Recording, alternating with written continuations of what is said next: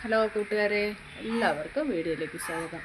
നമ്മൾ അടിപൊളിയായിട്ട് പൂത്തിരിക്കുന്ന നമ്മളെ ഓർക്കിഡ് പ്ലാന്റുകളെല്ലാം എനിക്ക് ഇതുപോലെ 12 കൊല ഫ്ലവർ മുമ്പ് ഞാൻ വീഡിയോ ഇട്ടിട്ടുണ്ട്.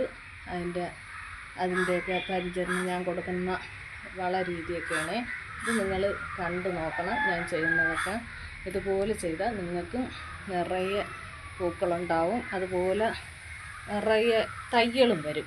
ഇടയ്ക്ക് 5 പ്ലാന്റ് തൈ പൊട്ടി വന്നിട്ടുള്ളത് ഞാൻ കാണിച്ചിട്ടുണ്ടായിരുന്നു. അത് 5ഉം കട്ട് ചെയ്ത് മാറ്റി. എന്നിട്ട് വീണ്ടും അതിൽ നിന്ന് ഇവിടെ വരണുണ്ട്, തൈ വരുന്നുണ്ട്.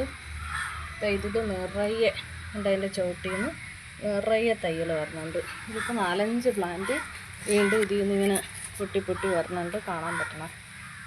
ഉണ്ട്, അതിൻ്റെ ഇടയിൽ നിന്നൊക്കെ തൈകൾ വരുന്നുണ്ട്. അപ്പോൾ ഞാൻ ഇതിനൊക്കെ കൊടുക്കുന്ന വളം, ഞാൻ ചെയ്യുന്ന രീതിയൊക്കെയാണ് ഞാൻ ഇവിടെ കാണിക്കുന്ന. കൂട്ടുകാർക്ക് താല്പര്യമുണ്ടെങ്കിൽ എല്ലാവരും വീഡിയോ കണ്ട് ഒന്ന് സപ്പോർട്ട് ചെയ്യണം. മറ്റുള്ളവർക്കും കൂടെ പൂക്കൾ ഇഷ്ടമുള്ളവർക്കൊന്ന് ഷെയർ കൂടി ചെയ്ത് കൊടുക്കണേ. അപ്പം ഞാൻ ഇതിനെത്തി വളം കൊടുക്കാൻ പോവേണേ. അത് നിങ്ങളെയും കൂടെ ഒന്ന് ഞാൻ കാണിക്കാം. ഇതാണ് വളം. 19 ഒരു കുപ്പിയിലാക്കി നമുക്ക് അടച്ച് സൂക്ഷിച്ചാൽ കുറേ നാൾ നമുക്കിരിക്കും. ഇല്ലെങ്കിൽ ഇത് അലിഞ്ഞ് വെള്ളം പോലെ ആയിപ്പോവും. അതുകൊണ്ട് ഒരു ടിന്നിലിട്ടാണ് ഞാൻ ഇങ്ങനെ വെച്ചേക്കണത്. ഇതിൽ നിന്ന് 1 ലിറ്റർ വെള്ളം, 1 ലിറ്റർ വെള്ളത്തിന് 1 സ്പൂണ് ഞാൻ ഇങ്ങനെയാണ് ചെയ്യണത്.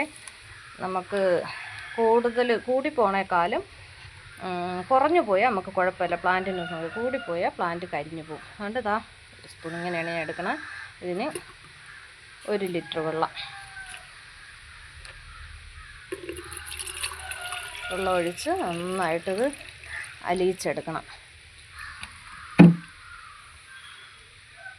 അലിയിച്ചെടുത്തിട്ട് നമുക്ക് ഈ സ്പ്രെയറിലോട്ട് ഒഴിച്ചു കൊടുക്കാം.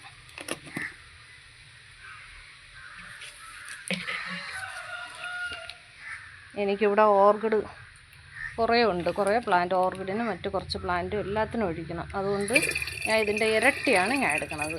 ഞാൻ 3 ലിറ്റർ വെള്ളത്തിൽ 3 സ്പൂണാണ് ഞാൻ ഇടുന്നത്.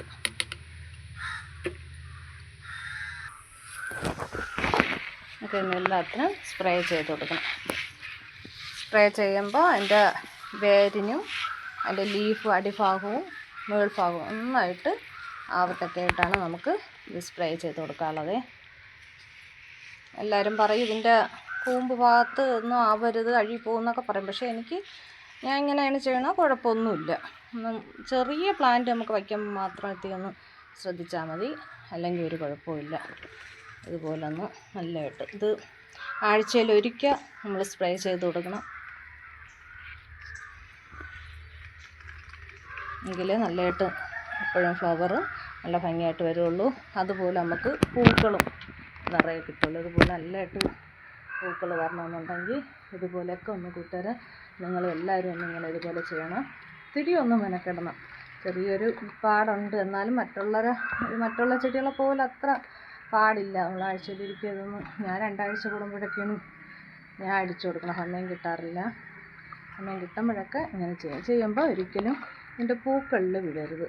പൂവിലും പൂമൊട്ടിലും വീഴാതെ തന്നെ നമ്മൾ സ്പ്രേ ചെയ്യണം.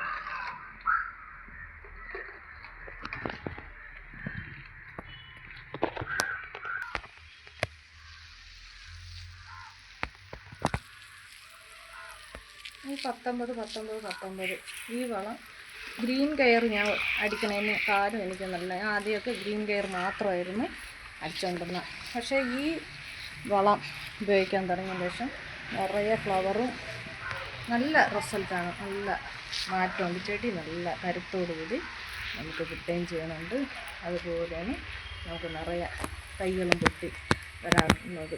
ഓർക്കിഡ് ഇഷ്ടമുള്ള എല്ലാ കൂട്ടുകാരും എൻ്റെ വീഡിയോ കണ്ട് സപ്പോർട്ട് ചെയ്യണം. ഇത് മാത്രമല്ല, ഞാൻ വേറെയും ഇത് കെയർ ചെയ്യുന്ന രീതി എല്ലാം ഞാൻ വീഡിയോ ഇട്ടിടും. എല്ലാവരും കണ്ടൊന്ന് സപ്പോർട്ട് ചെയ്യണം.